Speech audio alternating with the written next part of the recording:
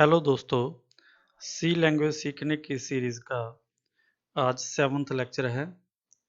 आज के इस लेक्चर में हम सी लैंग्वेज में यूज़ होने वाले बेसिक एलिमेंट्स के बारे में जानेंगे, जैसे identifiers, keywords, constants, types of constants and variables.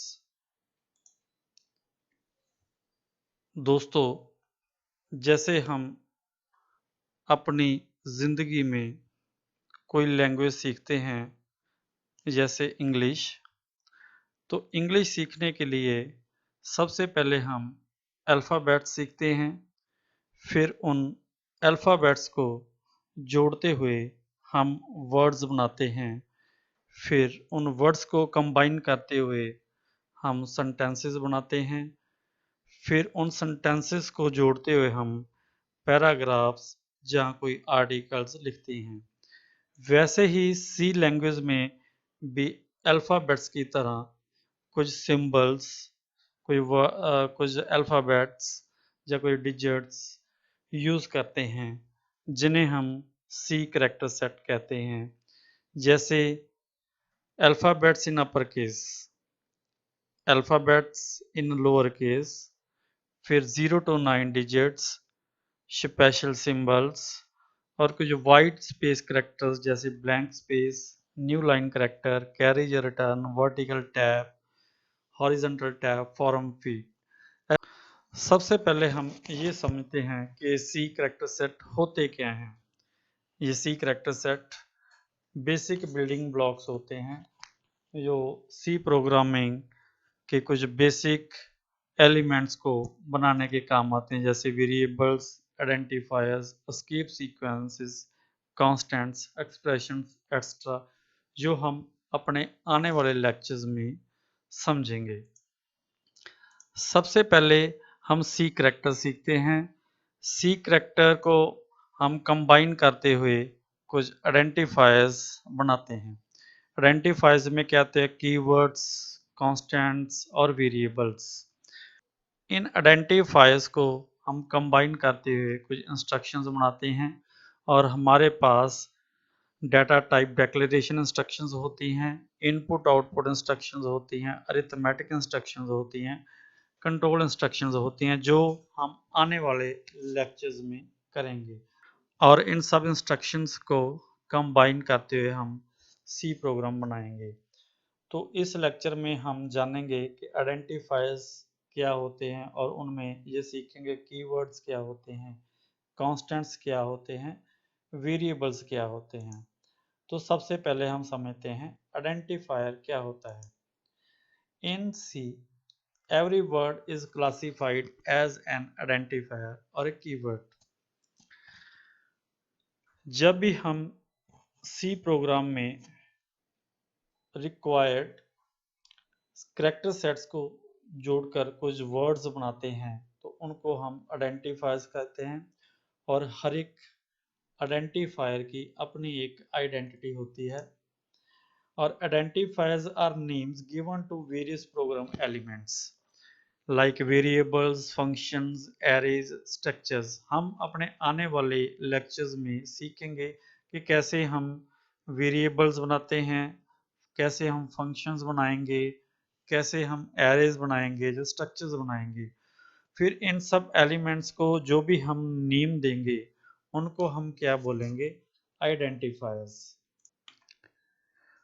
These names are defined by the programmer himself। In names को प्रोग्राम अपनी रिक्वायरमेंट्स के अकॉर्डिंगली खुद डिफाइन करता है।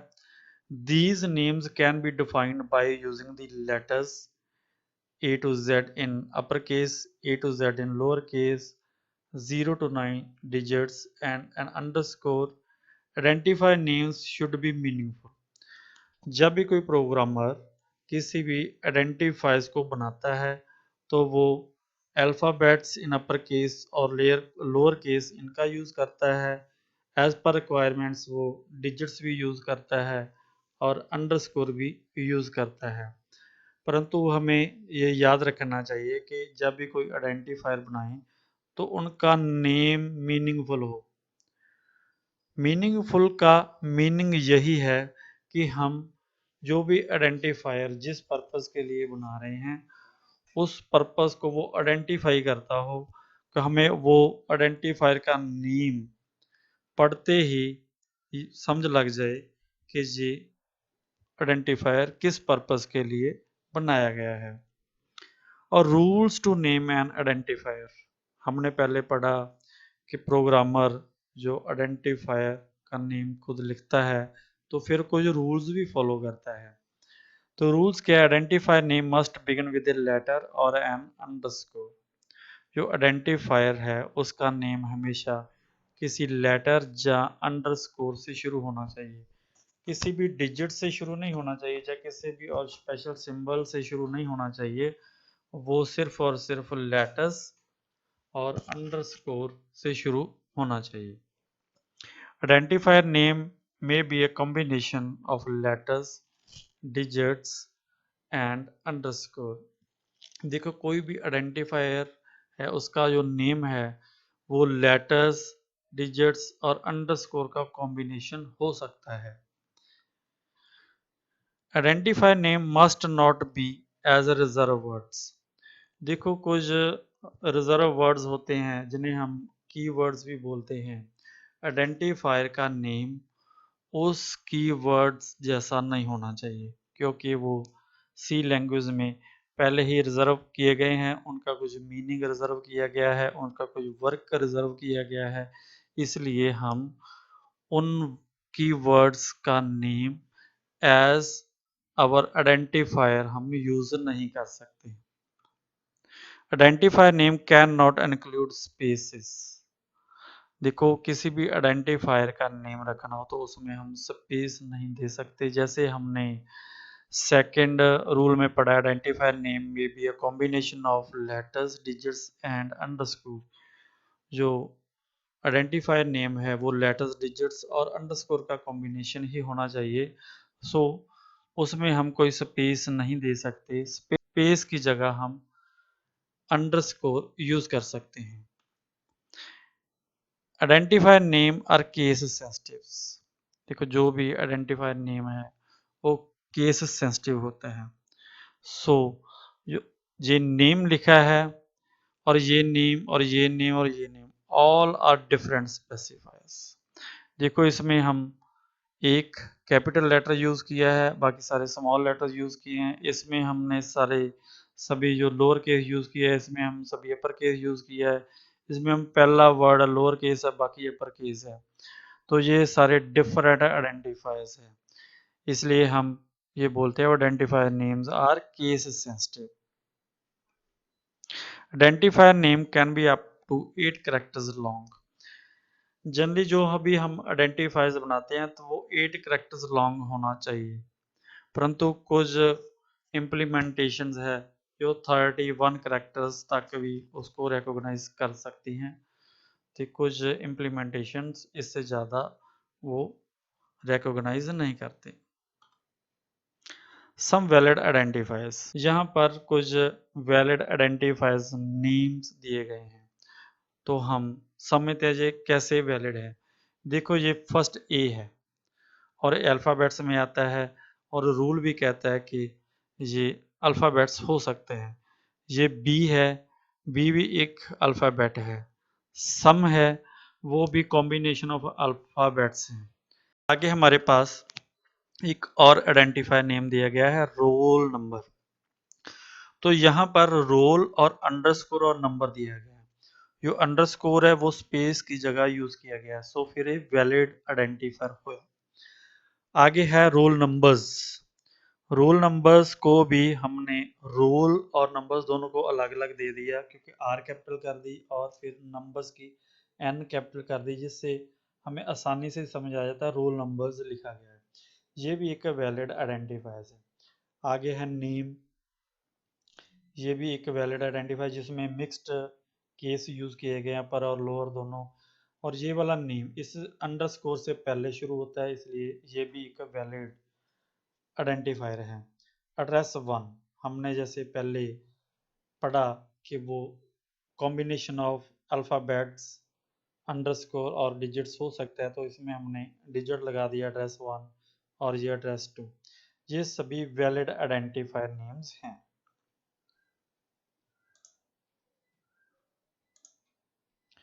आगे सम इनवैलिड आइडेंटिफायर नेम्स, कुछ इनवैलिड आइडेंटिफायर नेम्स भी दिए गए हैं। हम देखते हैं कि ये इनवैलिड कैसे हैं। देखो पहले लिखा है वन नेम, तो हमने ये पढ़ा है कि identifier name must begin with a letter और एन अंडरस्कोर। तो इसमें क्या, ना तो लेटर है फर्स्ट और ना ही अंडरस्कोर है, इसमें क्या वन का डिजिट दिया गया है, सो ये इनवैलिड है। आगे क्या है रोल नंबर, ये भी इनवैलिड है। क्यों, यहाँ पर स्पेस दी गई है और स्पेस नहीं होनी चाहिए। यहाँ पर है टोटल नंबर्स, टोटल नंबर्स में स्पेस की जगह उन्होंने हाइफन दिया गया है, तो हाइफन हम यूज नहीं करते, हम सिर्फ अंडरस्कोर ही यूज कर सकते हैं, कोई और स्पेशल सिंबल इसमें यूज नहीं कर सकते, इसलिए ये इनवैलिड आइडेंटिफायर नेम है। आगे डॉलर प्राइस, इसमें डॉलर भी एक सिंबल है और ये भी इनवैलिड है। आगे है इंट, फ्लोट, एग्जिट, ये चाहे सभी स्मॉल केस में दिए गए और सभी लेटर्स है, फ्लोट भी स्मॉल केस में है, एग्जिट भी स्मॉल केस में है, परंतु फिर भी ये शर्तें तो पूरी करते हैं पर एक शर्त पूरी नहीं करते हैं, बाकी सभी शर्तें पूरी करते हैं। Identifier name must not be as reserve words, ये इंट है, फ्लोट है, एग्जिट है, ये सभी रिजर्व वर्ड्स हैं। आगे हम पढ़ेंगे लिस्ट कौन सी है हमारे पास उसमें जो रिजर्व वर्ड्स हैं, तो ये रिजर्व वर्ड में आते हैं इंट, फ्लोट और एग्जिट। सो इसको हम इनवैलिड आइडेंटिफायर्स नेम मानेंगे। आगे हम पढ़ते हैं कीवर्ड। कीवर्ड्स क्या होते हैं, keywords are the reserve words whose meaning has already been defined to the compiler। देखो कुछ रिजर्व वर्ड्स, कुछ आइडेंटिफायर्स पहले ही रिजर्व किए गए हैं जिनका मीनिंग ऑलरेडी कंपाइलर में डिफाइन किया गया है, इसलिए हम सेम नेम रख के हम किसी और पर्पस के लिए उनको यूज नहीं कर सकते। These keywords cannot be used as identifier names. In other words, we can say the keywords cannot be used for any other purpose except for what they are meant। जो purpose इनका दिया गया है उसके अलावा हम उन्हें किसी और पर्पस के लिए यूज नहीं कर सकते, इसलिए हम आइडेंटिफायर्स का नेम भी कीवर्ड्स के नेम पर नहीं रख सकते। इन सी देयर आर ओनली 32 कीवर्ड्स। ये लिस्ट ऑफ कीवर्ड्स दी गई है। हम देखते हैं इसमें कुछ पहले भी हमने कीवर्ड्स हमारे पहले वाले लेक्चर्स में हमने समझे, जैसे यहाँ पर फ्लोट है, फ्लोट क्या एक डाटा टाइप है, डबल है, डबल भी एक डाटा टाइप है, डबल डाटा टाइप के लिए यूज होता है। और फ्लोट, इनका जो मीनिंग है या इनका वर्क है वो पहले ही रिजर्व किया गया है कि फ्लोट एक डाटा टाइप के लिए यूज होगा, इंट एक डाटा टाइप के लिए यूज होगा, शॉर्ट भी हमने पहले देखा वो भी डाटा टाइप के लिए यूज होगा, और लॉन्ग वो भी एक डाटा टाइप के लिए यूज होगा। ये सभी कीवर्ड्स का मीनिंग पहले फिक्स किया गया कि किस पर्पस के लिए यूज होंगे। ऐसे साइंड है, और यहाँ पर हमने अनसाइंड पढ़ा, अनसाइंड है ये लोअर केस में, अनसाइंड है, वॉलाटाइल है, और भी हम कुछ कीवर्ड, कैर है, ये सभी कीवर्ड्स हैं, तो हम आइडेंटिफायर्स का नेम इन पर नहीं रख सकते। As C is case sensitive language, all keywords are in lower case। सो जितने भी कीवर्ड्स हैं वो सभी लोअर केस में हैं। सो रिटर्न, यहाँ पर एक रिटर्न लिखा गया है और रिटर्न लिखा गया है, ये दोनों सेम नहीं हो सकते। ये रिटर्न एक डिफरेंट है, ये रिटर्न डिफरेंट है, और यहाँ पर हमारे पास एक रिटर्न ये कीवर्ड दिया गया है जिसका मीनिंग डिफरेंट है। ये रिटर्न कीवर्ड नहीं हो सकता, ये रिटर्न भी कीवर्ड नहीं हो सकता, और ये वाला रिटर्न एक कीवर्ड है, इसको हम एज ए आइडेंटिफायर यूज कर सकते हैं, इसको भी हम एज एन आइडेंटिफायर यूज कर सकते हैं। आने वाले प्रोग्राम में हम बनाएंगे कैसे आइडेंटिफायर्स बनाते हैं। कॉन्स्टेंट्स क्या होते हैं, देखो constant is a fixed quantity value that is used directly in the program and it does not change during the execution of the program. देखो कोई भी हम फिक्स्ड, मैथ वाले जानते हैं कोई फिक्स्ड वैल्यू जिनको हम चेंज नहीं कर सकते, उनको क्या कहते हैं, कांस्टेंट। अब ऐसे ही हमने प्रोग्राम में भी कुछ वैल्यूज डिक्लेयर करेंगे, कुछ वैल्यूज बनाएंगे जो फिक्स्ड रहेंगी, उनको हम क्या कहेंगे, कांस्टेंट, क्योंकि प्रोग्राम के चलते उनकी वैल्यू चेंज नहीं हो सकती। In C language in number of characters और strings of characters is called a constant. वो नंबर ऑफ कैरेक्टर्स या स्ट्रिंग्स ऑफ कैरेक्टर्स भी कांस्टेंट हो सकते हैं। आगे टाइप्स है हमारे पास, there are two types of constants. देखो जैसे हमने पहले पढ़ा भी वैल्यूज या डाटा किस टाइप का होता है, तो फिर वैल्यूज कांस्टेंट होती हैं, तो इसलिए उन कांस्टेंट की टाइप्स भी हमारे पास होते हैं। जैसे प्राइमरी कांस्टेंट, देखो हमारे पास इंटीजर कांस्टेंट्स होते हैं। इंटीजर कांस्टेंट्स कौन से होते हैं, जैसे हमारे पास डाटा टाइप होती है इंटीजर, इंटीजर में वो वैल्यूज जिनके पास कोई डेसिमल प्लेसेस नहीं होती, उनको हम क्या कहते हैं, इंटीजर वैल्यूज। तो वैसे ही इंटीजर कांस्टेंट्स होते हैं जिनकी कोई भी डेसिमल प्लेस नहीं होती। फ्लोट क्या होती है, with decimal places. And character, character क्या हो गया हमारे पास, कोई भी अल्फाबेट्स, कोई डिजिट्स, कोई सिंबल्स सिंगल होना चाहिए और सिंगल कोट्स में उन्हें रिप्रेजेंट करना चाहिए, वो क्या होते हैं हमारे पास, प्राइमरी कांस्टेंट्स। इनको आगे हम एक्सटेंड कर सकते हैं, जैसे लॉन्ग है, डबल है, जैसे डाटा टाइप्स को हम एक्सटेंड करते थे। फिर हमारे पास कुछ सेकेंडरी कांस्टेंट्स भी आएंगे, जैसे एरे, स्ट्रक्चर, पॉइंटर्स, इनम्स एक्स्ट्रा। ये सेकेंडरी कांस्टेंट्स है, ये हम सब आने वाले लेक्चर्स में इन्हें डिस्कस करेंगे। और सबसे इंपॉर्टेंट हमारे पास है वेरिएबल्स। तो वेरिएबल्स क्या होते हैं, देखो टू स्टोर द कांस्टेंट्स और a value a memory location is needed. देखो हमने कोई प्रोग्राम बनाना है, तो उसको कुछ डाटा चाहिए, वो डाटा कुछ टाइम के लिए प्राइमरी मेमोरी में स्टोर होगा, उनको कुछ मेमोरी लोकेशंस की जरूरत पड़ेगी। So this memory location given to constant to store it on memory is known as variable. उस मेमोरी पर स्टोर होने के लिए मुझे कुछ स्पेस दी जाती है, तो उन्हें हम क्या कहते हैं, variable. It is called variable because its value can vary during the execution of the program. देखो जब भी कोई प्रोग्राम चलेगा, तो उस मेमोरी लोकेशन की वैल्यू चेंज हो सकती है, तो हम क्या कहेंगे, इसलिए उसे हमें वेरिएबल बोलते हैं। It is called variable because its value can vary during the execution of the program. Program की लाइफ में, प्रोग्राम चलते हुए उन मेमोरी स्पेस की वैल्यू जो हम उसमें स्टोर करते हैं वो चेंज हो सकती है, इसलिए हम उन्हें वेरिएबल बोलते हैं। The name given to this memory location is called variable name. हम उस मेमोरी लोकेशन को कोई नेम देते हैं, कोई आइडेंटिफायर नेम देते हैं, तो उसको क्या बोलते हैं हम, variable name. Eight which address the variable is constructed is called an address of the variable.